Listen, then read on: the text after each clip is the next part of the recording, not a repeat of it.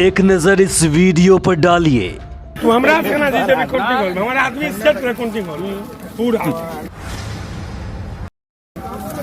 हमें फाड़ पीटे रहिए हमें बुझे रहिए थोड़ा से 200-300 वोट गले ओकरा हमें हार जेबे कि हम जाने रहिए जे जितना हमें जोड़लिए या 300 वोट हम हार जेबे कब हम कर लिए सेटिंग ने।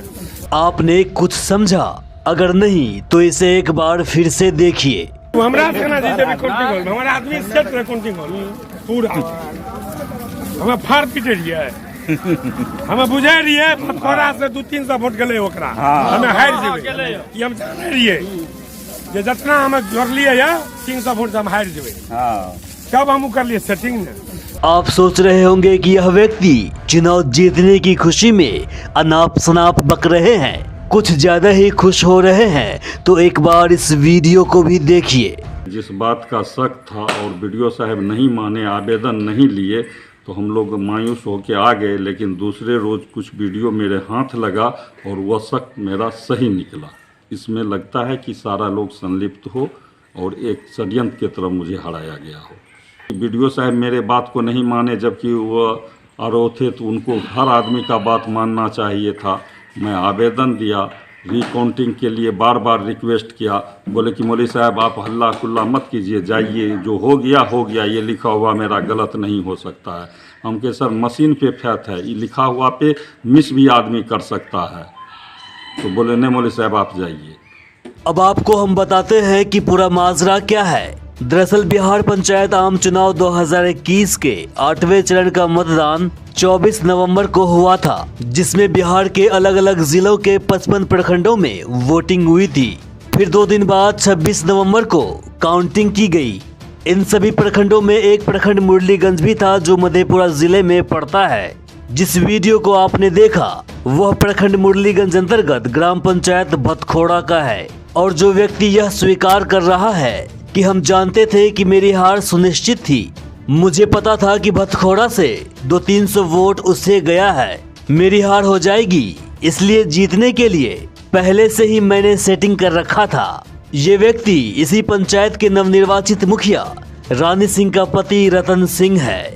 आप वीडियो की आवाज को गौर से सुनेंगे तो आपको एक बात और सुनने को मिलेगा। मैंने कहा था तुम हमसे कैसे जीत पाओगे, मेरा आदमी काउंटिंग हॉल में पहले से सेट था।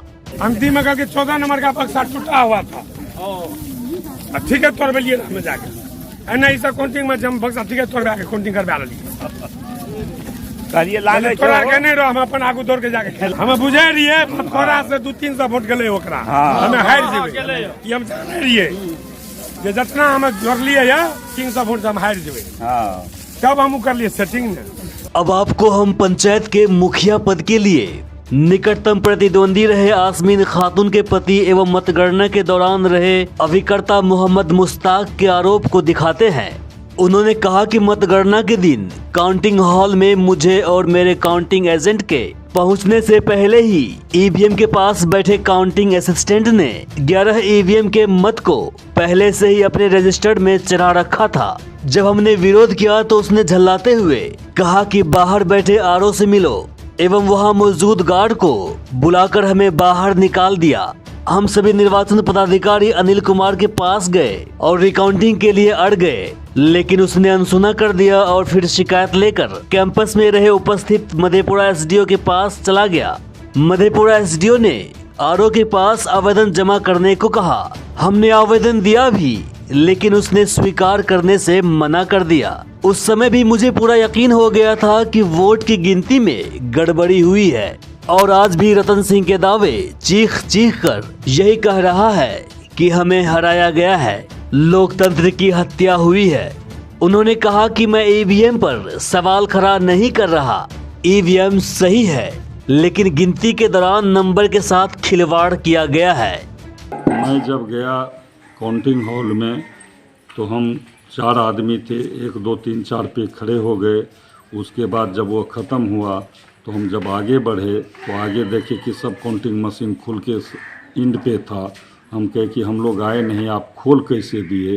तो बोला नहीं और सब आ गया था। हम के आ गया था, इस पे हमको शक है। तो बोला शक का कोई बात नहीं है, हम लोग जो लिखे हैं उससे आप लिख लीजिए। हम के आपके लिखने में मिस हुआ होगा। तो कहा कि ज़्यादा बहस मत कीजिए, टाइम नहीं है, आप जाइए। उसके बाद मैं आगे बढ़ता गया तो सारा खुला हुआ था, 14 बहुत पहले से खुला हुआ था। हम उसको कहे कि आप लोग आखिर पूछ लेते 6 प्रत्याशी में 6 का अभिकर्ता हैं कि नहीं, तब आप खोलते। तो उसमें गार्ड आया, कहा कि आप लोग यहाँ बहस मत कीजिए, बाहर जाइए। पुलिस गार्ड था, कहा मौलवी साहब निकलिए, जल्दी निकलिए। उसके बाद मैं बाहर निकला, सीधा गया बीडीओ साहब के पास कि सर मुझे संदेह है, 14 का 12 का खुला हुआ मिला है हमको, उसको हम फिर से देखना चाहते हैं। कहा नहीं वो जो हुआ है सही हुआ है, आपको अगर लिखावट पे गलती है तो सीट आता है। मैंने कहा कि उस सीट में गलत होगा, वो सीट तो गलत ही शो करेगा, हम रिकाउंटिंग चाहते हैं। कहा रिकाउंटिंग नहीं होगा, 10 के अंदर रिकाउंटिंग होता है। हम कहे नहीं 100 के अंदर भी होता है, आप गाइडलाइंस दिखाइए। एक किताब दिखाया जिसमें रिकाउंटिंग का तो नहीं लिखा हुआ था। तो मैं एसडीओ साहब के पास गया, एसडीओ साहब बोले कि आप जाके बीडीओ साहब को आवेदन दीजिए। मैंने आवेदन लिखा और बीडीओ साहब को दिया। बीडीओ साहब आवेदन लेने से इनकार कर दिए। इसमें लगता है कि सारा लोग संलिप्त हो और एक षड्यंत्र की तरफ मुझे हराया गया हो। अब देखना यह है कि इस वीडियो में दिख रहे दावे एवं आरोप पर संबंधित विभाग की आंखें कब जाकर खुलती है। VIOURSNEWS.com bureau.